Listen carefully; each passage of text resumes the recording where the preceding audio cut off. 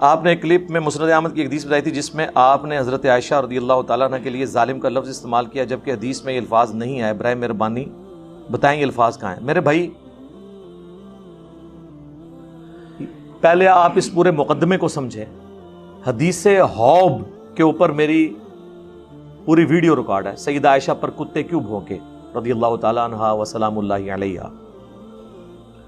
شیخ البانی جو عرب و عجم میں حدیث کے امام مانے جاتے ہیں اور محدث اعظم سعودیہ مانے جاتے ہیں، مفتی اعظم سعودیہ شیخ بن باز نے فرمایا تھا اس نیلی چھتری کے نیچے میں حدیث سے کا سب سے بڑا عالم جسے مانتا ہوں نا، اور اس سے بڑا عالم کسی کو نہیں مانتا، وہ شیخ ناصر الدین البانی ہے رحمہ اللہ. یہ دونوں 1999 میں فوت ہوئے ہیں،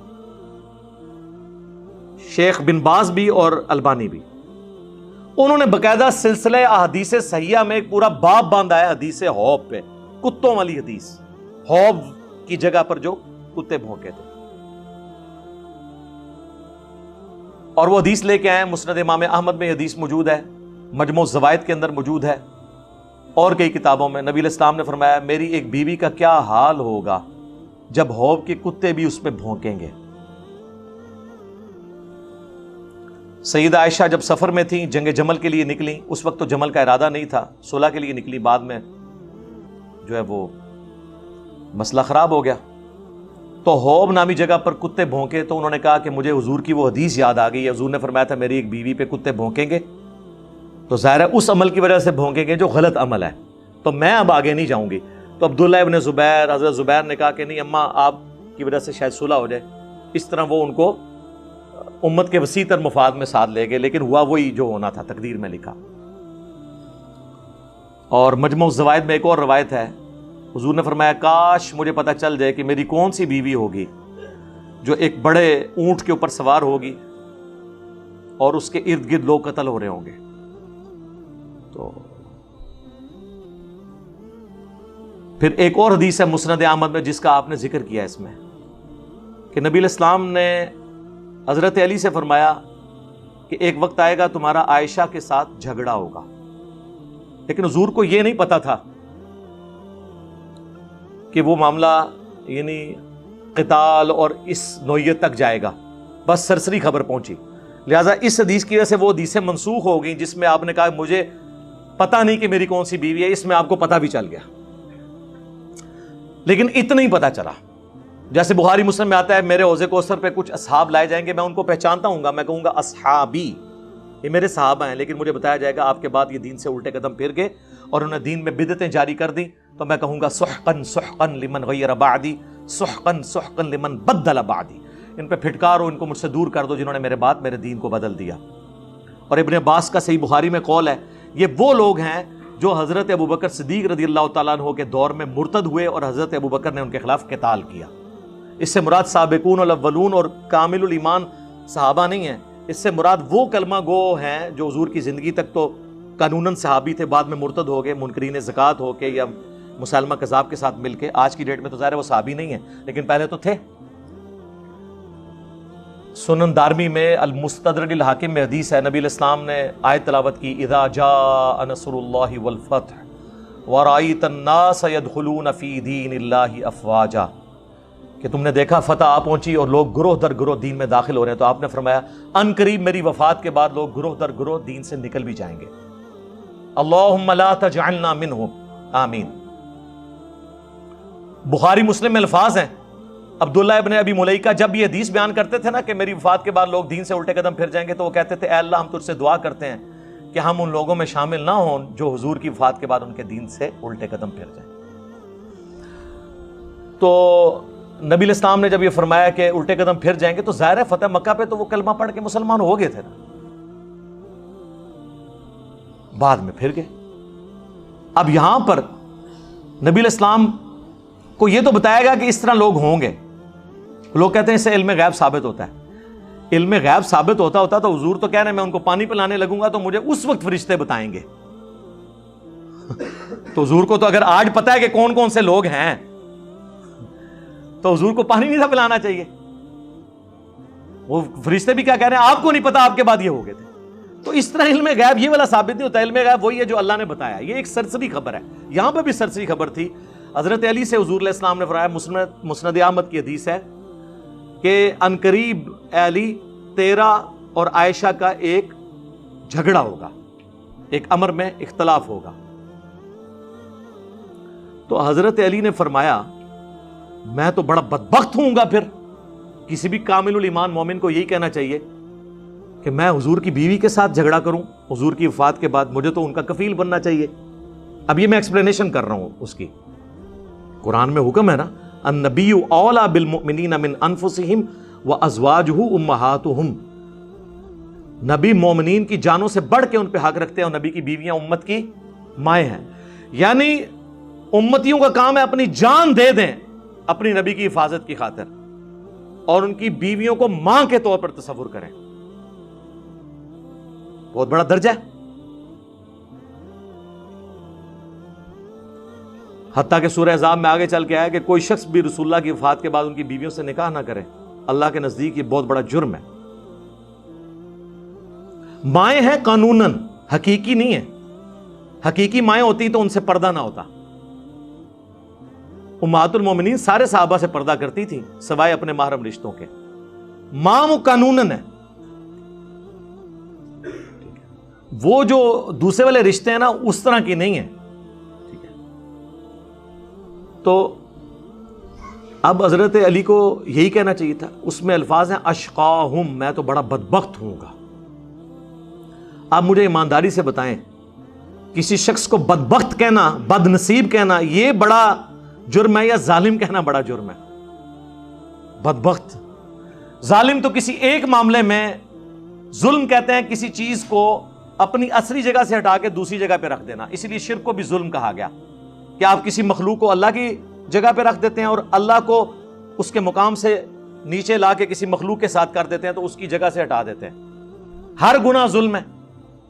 تو میں نے اس کے لیے اردو میں ایک سوفسٹیکیٹڈ ورڈ ڈیوائز کیا, کیونکہ میں جب احادیث کے ترجمے کرتا ہوں تو با محاورہ کر رہا ہوتا ہوں, باللفظ نہیں کر رہا ہوتا, ورنہ آپ لوگ پھنس جائیں گے. بسم اللہ کا ترجمہ آپ کے سارے علماء نے غلط کیا ہوا ہے الا ماشاء اللہ. اشرف تھانوی صاحب کا ترجمہ شروع کرتا ہوں اللہ کے نام سے, کرتا ہوں کس عربی چیز کا ترجمہ ہے بتائیں؟ اور یہ بریلوی اعتراض کرتے ہیں دیوبندیوں پہ کہ آپ کے تو عالم کو ترجمہ ہی نہیں آتا تھا. ہمارے اعلیٰ حضرت کا ترجمہ ہے اللہ کے نام سے شروع کرتا ہوں, کرتی ہوں ہے ہی کوئی نہیں بیچ میں, ورنہ عورت کیا کرے گی. اور کہتے ہیں دوسری غلطی آپ کے ترجمے میں ہے, آپ نے شروع سے شروع کیا ہے, حالانکہ اللہ سے شروع ہونا چاہیے تھا. تو ان کو یہ نہیں سمجھ آئی کہ پھر بسم اللہ بھی بدل لیں, اللہ الذی باسمہ ابدہ ہو جائے. پھر اللہ ہے وہ ہستی جس کے نام سے میں شروع کرتا ہوں, تو بریلوی پھر اپنی بسم اللہ بھی بدل لیں. بسم اللہ میں بھی تو پہلے با اور سین اور میم اور پھر اللہ کا نام آتا ہے. اسے کوئی فرق پڑتا ہے کوئی ترجمہ کر دے شروع اللہ کے نام سے یا شروع کرتا ہوں اللہ کے نام سے یا اللہ کے نام سے شروع؟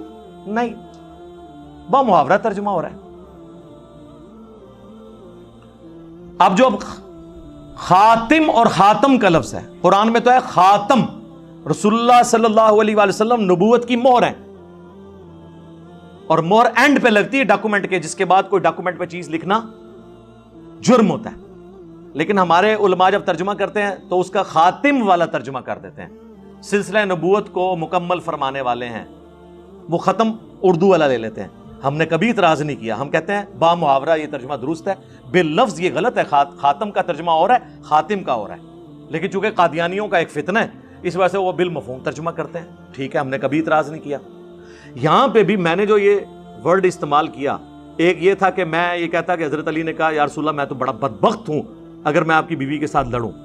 تو میں نے کہا کہ حضرت علی نے فرمایا کہ میں تو بڑا ظالم ہوں گا. تو میں نے ہلکا ورڈ اس کے لیے یوز کیا کیونکہ میں محاورہ ترجمہ کر رہا تھا. آپ کو زیادہ شوق ہے تو آپ وہ ترجمہ کر لیں. پھر اشقاہم, میں تو بڑا بدبخت ہوں, نعوذ باللہ. تو نبی علیہ السلام نے فرمایا لا, نہیں, لیکن یہ بات اس وقت کی جاتی ہے جب بالکل اس کے اپوزٹ بات ہو. لا الہ الا اللہ, نہیں کوئی معبود سوائے اللہ کے. جب حضرت علی کہہ رہے ہیں کہ میں حضرت عائشہ کے ساتھ جب جھگڑا ہوگا تو میں تو بڑا بدبخت ہوں گا, یا ہلکے الفاظ میں بڑا ظالم ہوں گا, تو حضور نے فرمایا نہیں، لیکن جب ایسا ہو تو تم اسے وہاں پہ پہنچا دینا جہاں سے وہ آئی تھی۔ تو اس کا مطلب کیا ہوا؟ جب دو بندے جھگڑا کریں اور ایک شخص کے کہ کیا میری یہ بدبختی ہے کہ میں آپ کی بیوی کے ساتھ لڑوں گا یا میرا یہ ظلم ہے، تو حضور کہیں نہیں، لیکن کب کہا جاتا ہے؟ جب وہ معاملہ دوسرے کی طرف پلٹ رہا ہو۔ تو اردو میں زبان میں ایسی بات ہوتی ہے، اور اگر آپ کے دونوں ٹھیک ہیں تو وہ جو 10,000 بندہ جنگ جمل میں مرا ہے اس کا خون کس کے سر پہ تلاش کریں؟ دنیا کی کسی عدالت میں آپ کیس لے جائیں اور آپ کہیں جی مارنے والا بھی جو ہے اور مرنے والا بھی دونوں حق پہ ہیں، کو مانے گا؟ جبکہ حدیث ہو بھی موجود ہو کہ میری بیوی کا کیا حال ہوگا جب کتے اس پہ بھونکیں گے۔ اس حدیث کو شیخ زبیر علی صاحب نے صحیح کہا، ویڈیو میں ریکارڈڈ ہے، شیخ البانی نے صحیح کہا، آج تک کسی نے اس کو ضعیف نہیں کہا۔ اب بعض ناسبی جو ہے اس سے بھی جان چھڑا رہے ہیں، وہ تو خیر مسلم شریف کی حدیث 240 علی سے محبت نہیں رکھے گا مگر مومن، علی سے بغض نہیں رکھے گا مگر منافق، اس سے بھی آنکھیں چرا رہے ہیں، لیکن ان کو پتہ لتر پڑیں گے عوام سے، تو اس لیے نہ اس کو نگل سکتے ہیں نہ تھوک سکتے ہیں، ان کو چھوڑ دیں، امت کی بات کریں۔ امت میں یہ حدیث چلتی آ رہی تھی۔ تو شیخ البانی نے حدیث حوض پہ باب باندھ کے یہ سارے طرق جمع کر کے نیچے کومنٹس کیے ہیں۔ وہ کہتے ہیں مجھے سنیوں پہ حیرانگی ہوتی ہے، حالانکہ خود سنی ہے، کہ شیعہ تو 12 اماموں کو معصوم مانتے ہیں اور سنی سارے صحابہ کو معصوم مانتے ہیں، اور پھر آگے وہ کمنٹس کرتے ہوئے کہتے ہیں یہ کیسے مان لیا جائے ایک جنگ جس میں ہزاروں لوگ شہید ہوئے ہیں اور ہم کہہ دیں کہ دونوں سائڈیں درست تھیں؟ یہ ماننا پڑے گا کہ حضرت علی اور ان کی جماعت حق پہ تھی، مخالف جو ہے وہ خطا کے اوپر تھے۔ اور اس پہ انہوں نے پھکی کتنی بڑی دی، انہوں نے کہا سنیوں تم سارے صحابہ کو معصوم مانتے ہو، شیعہ پھر بہتر ہیں 12 کو مانتے ہیں۔ پھکی دی ایک سنی نے، اور عام سنی نہیں، سعودیہ کا محدث اعظم اور اہل حدیثوں کا اس دور کا امام بخاری۔ اہل حدیث کہتے ہیں جی 2 اس دور کے بخاری ہیں، ایک عرب میں شیخ البانی اور عجم میں شیخ زبیر علی صحیح، اور دونوں جو ہیں وہ اس حدیث کو صحیح کہتے ہیں۔ زبیر علی صحیح صاحب سے تو میں نے ویڈیو میں ریکارڈنگ کروا لی تھی اس کی، کوسچن آنسر سیشن میں ساتھ بیٹھا ہوں۔ شیخ البانی نے چھوڑا ہی کچھ نہیں ان کا، اس لیے میں نے کہا تھا جب البانی کے بارے میں ان کو پتا چلے گا۔ پھر اس دور میں شیخ البانی شیخ زبیر علی زئی صاحب کے بعد زبیر علی زئی صاحب کے ایک بڑے شاگرد غلام مصطفیٰ زئی صاحب جو ہمارے جیلم شہر سے ہی ہیں، انہوں نے باقاعدہ حدیث حوض کے دفاع کے اوپر پورا السنہ رسالہ میں مضمون لکھا ہے۔ ان کا حدیث بالکل ٹھیک ہے، اور شیخ البانی کے کمنٹس ورڈ بائی ورڈ نقل کی ہیں کہ ہم صحابہ کو معصوم نہیں مانتے، غلطی ہوئی ہے، لیکن ہم کہتے ہیں ان کی غلطی اجتہادی ہے۔ اس کے بعد شیخ البانی وہ کہتے ہیں کہ جی وہ پوری زندگی روتی تھی اپنی اس غلطی کے اوپر، ٹھیک ہے۔ اور المصنف ابن ابی شیبہ میں موجود ہے، بخاری میں بھی کچھ حصہ ہے، مجھے میری سوکنوں کے ساتھ دفن کرنا، اور مصنف ابن ابی شیبہ کے تو الفاظ ہیں میں نے حضور کی بعد وہ کام کیا، نیا کام، میں اب اس کے لیے بدعت کا لفظ نہیں بولتا احتراماً، جو مجھے نہیں کرنا چاہیے تھا۔ ظاہر ہے قرآن میں حکم ہے نبی کی بیویوں گھروں میں ٹھہری رہو، اسی لیے دیکھیں حضور کی کوئی بیوی بھی ان جنگوں میں شریک نہیں ہوئی، ان کو پتا تھا کہ ہمیں حکم ہے، حضور کی زندگی میں حکم ہے کہ ہم نے گھر سے باہر نہیں نکلنا۔ اور پھر حضرت عائشہ پوری زندگی اس پہ شرمسار تھی، آج کی ڈیٹ میں وہ کوئی ان کو متون نہیں کر سکتا۔ دنیا اور آخرت میں رسول اللہ کی بیوی ہیں، ہماری ماں ہیں بالکل۔ یہ تو خامنائی صاحب جو اس وقت مفتی اعظم ہیں ایران کے، ان کا باقاعدہ فتویٰ ہے کہ جو حضرت عائشہ کی توہین کرتا ہے وہ کہتے ہیں شیعہ سے خارج ہے، ہم اسے شیعہ ماننے کے لیے تیار ہی نہیں ہیں۔ حضور کی کسی بیوی کی توہین کرنا، نعوذ باللہ من ذالک۔ سب سے بڑا کوئی شیعہ ہو سکتا ہے نا علی کا تو عمار ابن یاسر ہیں۔ بخاری میں حدیث موجود ہے، عمار ابن یاسر کوفے کے ممبر پہ چڑھتے ہیں اور اوپر کی سیڑھی پہ حسن ابن علی کو بٹھاتے ہیں اور خود نیچے بیٹھتے ہیں اور خطبہ دیتے ہوئے کہتے ہیں کہ اے لوگو، اللہ نے تمہیں آزمائش میں ڈالا ہے، ایک طرف دنیا اور آخرت میں تمہارے نبی کی بیوی ہیں عائشہ جو بصرہ سے روانہ ہو چکی ہیں، لیکن اللہ نے تمہیں آزمائش میں ڈال دیا ہے کہ تم عائشہ کی اطاعت کرتے ہو یا اللہ کی اطاعت کرتے ہو۔ اللہ کی اطاعت کس کو کہہ دیا؟ حضرت علی کی اطاعت کو۔ کیوں؟ یا ایھا الذین آمنوا اطیعوا اللہ واطیعوا الرسول واولی الامر منکم، اطاعت کرو اللہ کی اور اس کے رسول کی اور جو تم میں حکمران ہے۔ لیکن عمار ابن یاسر نے اما عائشہ کا مرتبہ کم نہیں ہونے دیا، کہا دنیا اور آخرت میں تمہارے نبی کی بیوی ہیں، یعنی اس عمل ہونے سے وہ 0 سے ملٹیپلائی نہیں ہوئی، ان کی نیکیاں ان کی غلطیوں پر بھاری ہیں۔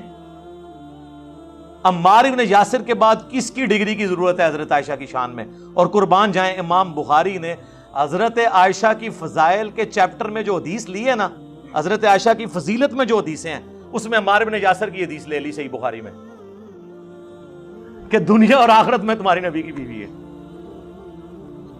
تو حضور کی بیویوں کے فضائل بھی شیعان علی نے بیان کیے ہیں. شیعہ میں یہ پولیٹیکل ٹرم میں استعمال کر رہا ہوں، وہ والا شیعہ نہیں ہے جو رافضیت والا ہے، حقیقی شیعان علی. تو اس کے لیے جب یہ دو باتیں ہوں اور کہا جائے کہ یہ ایک جھگڑا ہوگا اور یہ ہو جائے گا، اور کوئی شخص پوچھے کہ اچھا یہ میرے ساتھ جھگڑا ہوگا تو پھر تو میں بڑا بدبخت ہوں، بڑا ظالم ہوں اگر میں یہ کام کروں، اور آگے سے وہ منصف کہے نہیں نہیں تم نہیں، لیکن وہ جب تمہارے ساتھ یہ کرے تو اسے واپس پہنچا دینا، تو اس کا مطلب کیا ہے؟ کون ظالم ہوا؟ مخالف. تو بات کرنے کا تو سٹائل یہی ہوتا ہے نا. اب ایاک نعبد و ایاک نستعین میں تو وہ یہی کہتے ہیں نا، اہل تشیع اور بریلوی کہتے ہیں اس میں یہ تو لکھا ہے کہ اللہ سے مانگتے ہیں، یہ کہاں لکھا ہوا ہے کہ حضرت علی سے نہیں مانگتے؟ لب دے رہو اردو وٹ چڑھ دینا تو الفاظ کو نہ پکڑیں، یہ با محاورہ باتیں ہوتی. اب چونکہ میں نے اتنی علمی بحثیں عوام میں لے آیا ہوں، اس لیے لے کے آیا ہوں کہ مجھ سے پہلے آ چکی تھی. میں نے جمل صفین نہروان میں نے نہیں کروائی ہے، پہلے کی ہوئی بھی تھی، لیکن آج یہ ہو گیا کہ سوشل میڈیا کی وجہ سے پبلک میں یہ عام ہو گئی. تو ایک تو یہ تھا کہ ہم رافضیوں کو کلین چٹ دیتے کہ ٹھیک ہے تم لوگ صحابہ کرام کے اوپر سب و شتم کرو، نعوذ باللہ. دوسرا یہ کہ ہم فرنٹ سے لیڈ کر کے بتاتے کہ اتنی بات تمہاری درست ہے، بنو امیہ نے یہ غلط کیا، لیکن خلفائے راشدین جو ہیں وہ حق پہ ہیں، ان کا اس معاملے سے کوئی لینا دینا نہیں ہے. ہم فرنٹ سے لیڈ کر کے صحیح بات بتاتے تو ہم نے بتائی ہے. اللہ کا شکر ہے جو سنتا ہے. وہ کٹر قسم کے اہل حدیث جو مجھ سے نفرت کرتے تھے، باہر کے ملکوں میں شفٹ ہوئے، مجھے ای میلز کرتے ہیں، کتنے لوگوں کی آئی ہیں وہاں. چونکہ وہاں تو پھر شیعہ سے ان کا انٹریکشن ہوا، شیعہ نے نکال کے جب بخاری مسلم کی حدیثیں رکھی، پھر ان کو علی بھائی یاد آئے. اپنے مولویوں کے پاس جاتے ہو کہتے ہیں گلا نہیں کرنی، وہ کہتے ہیں کزمانو گاؤ گلا نہیں کرنی ہے، جو آپ کے دویے کتاباں نے ساڑیاں نے. پھر دنیا میں جب بھی سنی شیعہ کنفلکٹ ہو تو کس کی ویڈیوز دیکھی جائیں گی؟ ویسے تو ہر معاملے جی دیکھیے جان گیا، لیکن انشاءاللہ تعالیٰ اس معاملے میں تو یہ. اب آپ دیکھ لیں محرم شروع ہے، شیعہ کی ذاکرین کی بات کون سنتا ہے؟ ظاہر ہے وہ اس قابل ہی نہیں کہ سنی جائے، نہ کوئی منہ، نہ کوئی سر، نہ کوئی پیر، نہ کوئی اتھینٹسٹی. تو اللہ کا شکر ہے کہ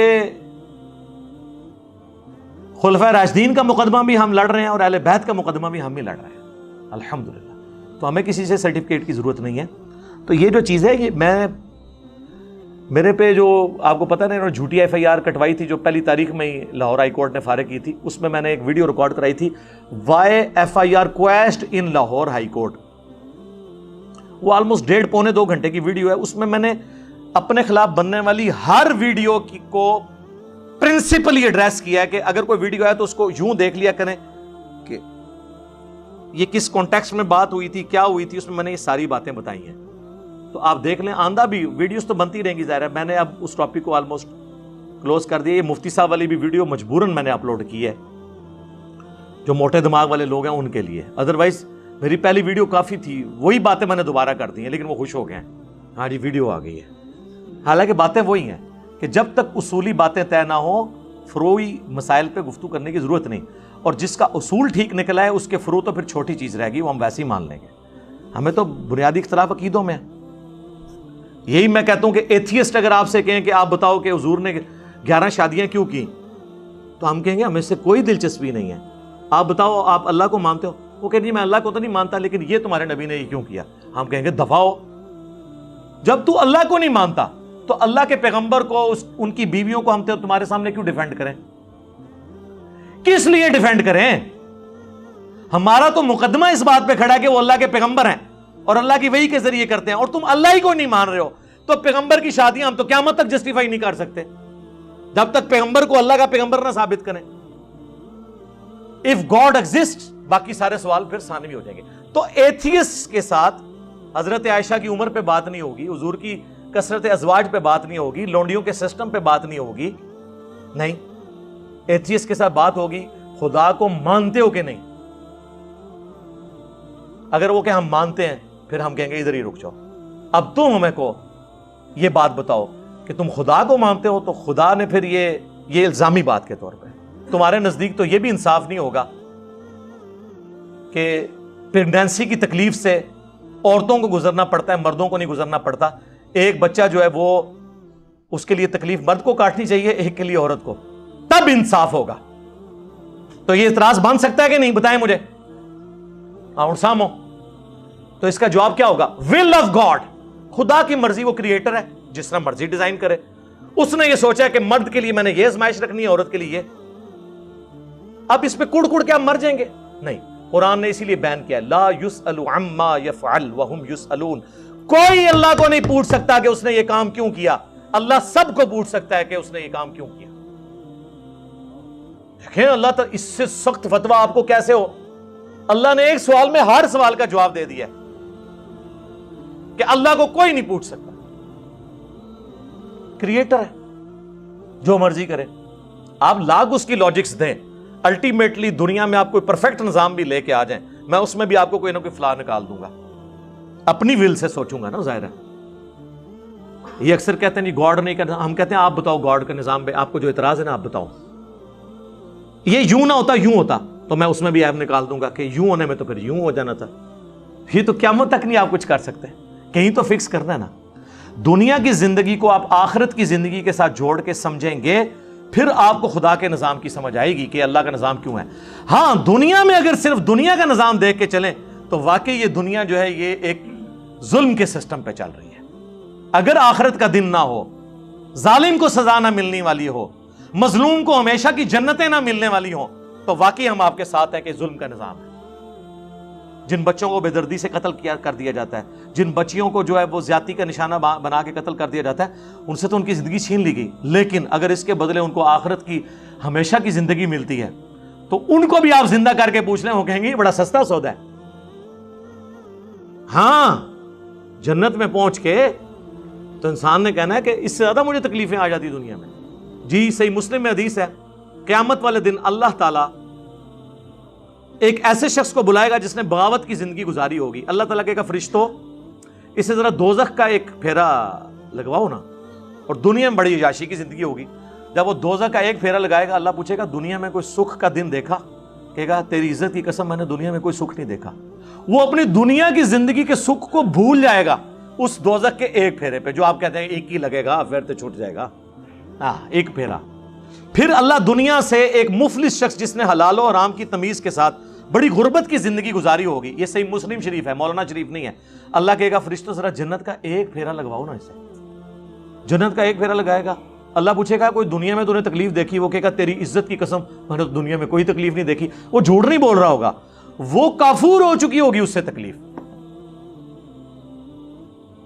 یعنی ہم اپنی دنیاوی زندگی میں بھی دیکھتے ہیں، ہم اتنی محنت کرتے تھے انجینئرنگ یونیورسٹی میں، جب پوزیشن آ جاتی تھی اس کے بعد ایک اچھی جاب لگ گئی، تو آج مجھے وہ راتیں بھی یاد نہیں ہیں جو میں نے انجینئرنگ یونیورسٹی میں 5 سال 1995 سے 2000 تک کتنی تکلیف سے گزاری ہیں. آج مجھے وہ تکلیف بھی یاد نہیں ہے. ٹھیک ہے. اور اللہ کا فضل ہے آج سے 10-12 سال پہلے ہم نے دعوت کا کام شروع کیا اور ہمیں جس تکلیفوں سے گزرنا پڑا، آج جب اللہ کا شکر ہے کہ یہ بہاریں دیکھتے ہیں کتاب و سنت کی تو ہمیں وہ تکلیفیں کافور ہو جاتی ہیں. اللہ کا شکر ہے. میں اکثر اپنے بھائیوں سے کہتا ہوں کہ اگر رسول اللہ دنیا میں تشریف لے آئیں، کتنے خوش ہوں کہ دنیا میں آج بھی لاکھوں لوگ ایسے ہیں جو کہتے ہیں ہمیں کسی بابے کی کوئی بات نہ بتاؤ، ہمیں بتاؤ اللہ کے نبی نے کیا فرمایا ہے. تو یہ کہاں پہ ملتے ہیں لوگ؟ یہ مخلوق کہاں پہ پائی جاتی ہے؟ یہ ہمارے اسٹوڈنٹس میں پائی جاتی ہے. یہ لوگ اس قابل ہیں جنہیں قیامت والے دن نبی علیہ السلام اپنے سینے سے لگائیں گے انشاءاللہ، کہ انہوں نے کسی کو نہیں مانا. انہوں نے کہا بس وہ بتاؤ جو آسمانوں سے ہمارے پیغمبر پہ نازل ہوا جس کی قبر مدینہ شریف میں ہے. اور امام مالک کہا کرتے تھے اس صاحب قبر کے علاوہ دنیا میں کوئی ایسا شخص نہیں ہے جس کی ہر بات مقبول ہو اور کوئی بات مردود نہ ہو. اور ان صاحب قبر صلی اللہ علیہ وآلہ وسلم کے علاوہ دنیا میں کوئی ایسا شخص نہیں ہے کہ جس سے اختلاف نہ ہو سکے سوائے رسول اللہ کے. ان سے اختلاف نہیں ہو سکتا. اور صحابہ کرام کر لیتے تھے اختلاف، ڈنکے کی چوٹ پہ کرتے تھے. بخاری مسلم دونوں میں حدیث ہے، حضرت حسان ابن ثابت مسجد میں بیٹھے ہوئے نعتیہ اشعار پڑھ رہے ہیں، حضرت عمر کا دور خلافت ہے، حضرت عمر مسجد سے گزرتے ہیں اور تیکھی نظروں سے دیکھتے ہیں کہ یہ کیا مسجد میں اس نے شعر و شاعری شروع کی ہوئی ہے، زبان سے کچھ نہیں بولتے، صرف دیکھتے ہیں. اور دیکھنے والا کون؟ حضرت عمر. کتنا روب، خلیفۃ المسلمین، رومن اور پرشین امپائر جس کے قدموں میں ڈھیر ہو چکی ہے. اور دوسری طرف ایک عام صحابی ہے حسان ابن ثابت، وہ کہتا ہے عمر اس طرح نہ دیکھ میری طرف، تجھ سے بہتر شخص مسجد میں ہوتے تھے اور میں ان کو نعتیہ اشعار سنایا کرتا تھا. آگے سے حضرت عمر نے بھی نہیں کہا کہ تمہیں بات کرنے کی تمیز نہیں ہے مفتی کرام سے، علماء سے. انہوں نے کہا بتاؤ تمہاری اس بات کا گواہ کون ہے. یہی تو ہم بھی کہتے ہیں بتاؤ یہ بات کہاں لکھی ہوئی ہے قرآن و حدیث میں. یہ کہتے ہیں علماء کی عزت نہیں ہے. انہوں نے کہا یہ حضرت ابو ہریرہ بیٹھے ہیں پوچھیں. ابو ہریرہ کہتے ہیں امیر المومنین میں گواہی دیتا ہوں کہ رسول اللہ نے فرمایا تھا اے اللہ روح قدس کے ذریعے حسان کی مدد فرما، جس طرح عیسیٰ ابن مریم کی تھی، کیونکہ حسان اپنے اشعار کے ذریعے کافروں کو جواب دیتا ہے. اور بخاری مسلم کے الفاظ ہیں کافروں کو تیروں سے اتنی تکلیف نہیں ہوتی جتنی کہ حسان کے شعروں سے ہوتی ہے، کیونکہ وہ شعر و شاعری کے شغف والے تھے نا. یہاں پہ بھی آپ دیکھیں نا، کسی کی چھیڑ رکھ دیں نا، آپ اس کو جوتی مار لینا، اس کی تکلیف تو وقتی ہوتی ہے، لیکن اس کا کوئی نام رکھ دینا تو وہ اس کو بہت تکلیف پہنچتی ہے اس سے. تو اشعار سے اس طرح عرب کے لوگوں کو بہت تکلیف ہوتی تھی، تو حضور نے ان کے لیے دعا کی. تو حضرت عمر چلے گئے وہاں سے. تو صحابہ کرام آپس میں اختلاف رائے کر لیتے تھے. اما عائشہ رضی اللہ تعالی عنہا وعلیہ السلام کی توبہ سے متعلق کہ انہوں نے رجوع کیا، وہ ہے میرے بھائیوں صحیح بخاری میں انٹرنیشنل نمبر کے مطابق 1391. یہ بھی صحیح بخاری سے.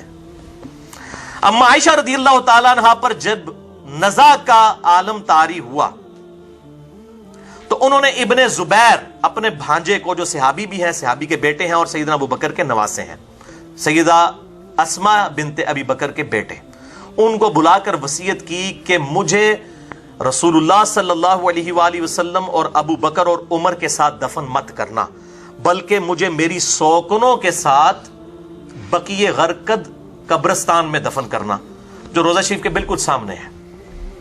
میں نہیں چاہتی کہ ان تین ہستیوں کی وجہ سے ابو بکر، عمر اور ہمارے محبوب صلی اللہ علیہ وآلہ وسلم جو ان کے شوہر بھی تھے، ان تینوں کی وجہ سے لوگ میری تعریف کریں. یہ کتنی خوش نصیب ہے، ان کے ساتھ دفن ہوئی ہے. مجھے میری سوکنوں کے ساتھ دفن کرنا، باقی امہات المومنین کے ساتھ. بخاری میں اتنے ہی الفاظ ہیں، لیکن اسی کا ایک طریق جو ہے المصنف ابن ابی شیبہ میں انٹرنیشنل نمبر کے مطابق 37,772 ہے کہ آخری وقت میں انہوں نے وصیت کی. یہی الفاظ ہیں جو بخاری والے ہیں کہ مجھے میری سوکنوں کے ساتھ دفن کرنا. پھر اس میں بڑے خطرناک الفاظ ہیں. انہوں نے اپنی ریزن بھی بتائی کہ میں کیوں چاہ رہی ہوں کہ مجھے وہاں پر دفن کیا جائے. فَإِنِّي كُنْتُ أَحْدَثْتُ بَعْدَهُ حَدَثًا، کہ بے شک میں نے رسول اللہ صلی اللہ علیہ وسلم کی وفات کے بعد وہ غلط کام کر دیا جو مجھے نہیں کرنا چاہیے تھا. ایک نیا کام مجھ سے سرزد ہو گیا.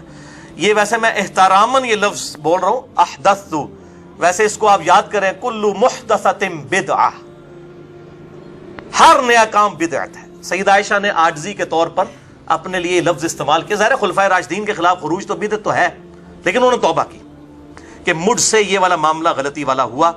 اور ظاہر ہے قرآن حکیم میں واضح آیا ہے سورۃ الاحزاب کی آیت نمبر 33 میں، اے نبی کی بیویوں گھروں میں ٹھہری رہو. تو ان کو یہ چیز یاد آتی تھی کہ مجھے تو گھر میں ٹھہرنے کا حکم تھا حضور کی زندگی میں صلی اللہ علیہ وسلم، اور میں آپ کی زندگی کے بعد جو ہوں وہ اس طریقے سے حوض والا معاملہ بھی ہوا. اور پھر اس حدیث حوض کے اندر کچھ الفاظ مجھ سے مس ہو گئے. اس میں الفاظ یہ ہیں کہ پھر حضرت زبیر نے جو ہے، جب انہوں نے کہا میں نہیں جاؤں گی ساتھ، حضرت زبیر رضی اللہ تعالیٰ عنہ نے حضرت عائشہ کو کہا کہ نہیں اماں آپ کو اس لیے لے کے جا رہے ہیں تاکہ کوئی مسلمانوں کے درمیان صلح ہو جائے، کیونکہ اماں ادھر سے واپس ہو جاتی تو جنگ جمل ہونی کوئی نہیں سی، کیونکہ اماں کے نام کے اوپر ہی سارے معاملات کھڑے کیے ہوئے تھے نا. جیسے یہاں پہ بھی آج وہ جو سیاسی جماعتیں ہیں وہ اپنے لیڈرز کے نام کے اوپر ان کو کیش کروا رہی ہوتی ہیں نا، خود تو ان کے کرتوت اس طرح کے نہیں ہوتے ہیں. تو وہ اماں کے نام جو ہے وہ کیش کروانے کے لیے سیدہ عائشہ رضی اللہ تعالی عنہا وعلیہ السلام تو وہ ان کو لے گئے. بہرحال شرمندہ تھی. سلسلہ احادیث صحیحہ میں شیخ البانی نے 474 نمبر حدیث میں یہ سارے طریق جمع کیے ہیں حدیث حوض کے 10 صفحوں کے اوپر 767 سے 776 تک. اور پھر جو انہوں نے کمنٹس کیے ہیں نا وہاں پہ میرے بھائیو ایسے ایسے طریق انہوں نے جمع کیے ہیں. امام ابن عبد البر کی کتاب الاستیعاب میں سے انہوں نے وہ نقل کیا کہ اما عائشہ جب واپس آئی نا تو بڑی شرمندہ تھی اور انہوں نے عبداللہ بن عمر کو کہا کہ عبداللہ بن عمر تو نے مجھے کیوں نہیں روکا جب میں جا رہی تھی جمل کے لیے, تو ہی مجھے روک لیتا. ان کا اما تیرا بھانجا جو ہے نا عبداللہ ابن زبیر وہ اتنا تیری رائے پہ غالب ہو چکا تھا کہ اس وقت تجھے کسی کی بات سمجھ ہی نہیں آ رہی تھی, تو نے کدھر رکنا تھا اگر میں روکتا بھی. اس طرح کے کافی طریق انہوں نے جمع کیے.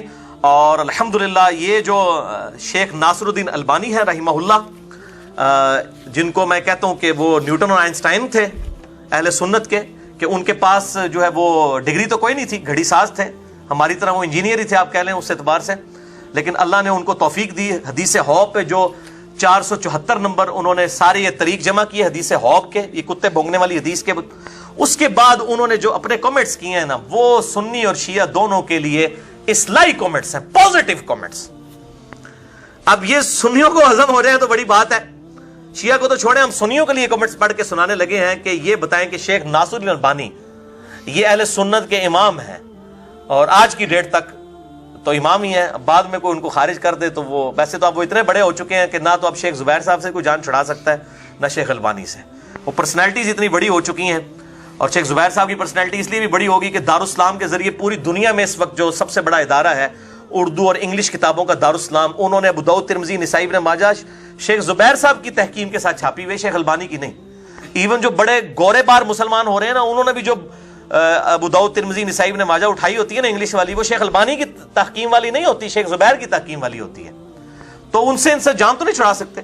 اور شیخ زبیر صاحب نے اس حدیث کو صحیح کہا ہے, اور کہیں گے کہاں کہا ہے, ویڈیو میں کہا ہے, میں نے وہ ویڈیو ریکارڈ کی ہوئی ہے, ہماری ویب سائٹ پہ رکھی ہوئی ہے, جس میں انہوں نے کہا میں نے سوال لکھ کے دیا تھا حدیث حوض والا, تو انہوں نے کہا وہ حدیث صحیح ہے. ہم حضرت علی کو اسی لیے حق میں مانتے ہیں کہ حدیث حوض والا معاملہ سیدہ عائشہ کے بارے میں تھا, تو ویڈیو میں ریکارڈڈ ہے. انہوں نے خیال آتے بعد شیخ زبیر صاحب کو یہ کہتے ہوتے تھے یار تسی کے کر چھڑے علی نو ساری ویڈیو ریکارڈ کرواتی ہیں نے. یہ جو ہماری ویڈیو ریکارڈ ہے جون کے مہینے کی 2009 کی ایک مسجد کے اندر جو شیخ زبیر صاحب کے ساتھ 40 کوسچنز تھے, وہ ہماری ویب سائٹ پہ رکھی ہے, 40 کوسچنز وتھ شیخ زبیر علی زئی صاحب. اور اس کے علاوہ سے کلپ بھی حدیث حوض والا چڑھا ہے, اس کے اندر حدیث حوض کو انہوں نے بالکل صحیح کہا ہے. اب شیخ البانی کے آپ ذرا کامنٹ سنیے. وہ کہتے ہیں کہ جو اما عائشہ نے کہا نا فَإِنِّي كُنْتُ أَحْدَثُ بَعْدَهُ حَدَثًا, کہ مجھ سے حضور کی وفات کے بعد ایک نیا کام سرزد ہو گیا, تو شیخ البانی کے کامنٹس ورڈ بائی ورڈ, یہ کسی بریلوی, دیوبندی, اہل حدیث, شیعہ, مولوی کے نہیں ہیں, شیخ البانی کے کامنٹس ہیں, جو عرب و عجم میں حدیث کی فیلڈ کے امام ہیں, المتوفہ 1999 عیسوی, محدث اعظم سعودیہ. یہ کہتے ہیں سعودیہ کیوں کہتا ہے بھائی, سعودیہ والوں نے ان کو محدث اعظم بنایا تھا, بعد میں نکال دیا. البانیہ, مجھے پتا ہے البانی کے وہ البانیہ کے رہنے والے تھے, کہتے ہیں انہوں پتہ ہی نہیں ہے, تو مولوی وہ باتیں پکڑتے ہیں, اس لیے میں ساتھ ساتھ کلیئر بھی کرتا ہوں. ان کے الفاظ ورڈ بائی ورڈ حدیث حوض السلسلۃ الصحیحہ للبانی 474 نمبر حدیث کے کانٹیکسٹ میں سنیے.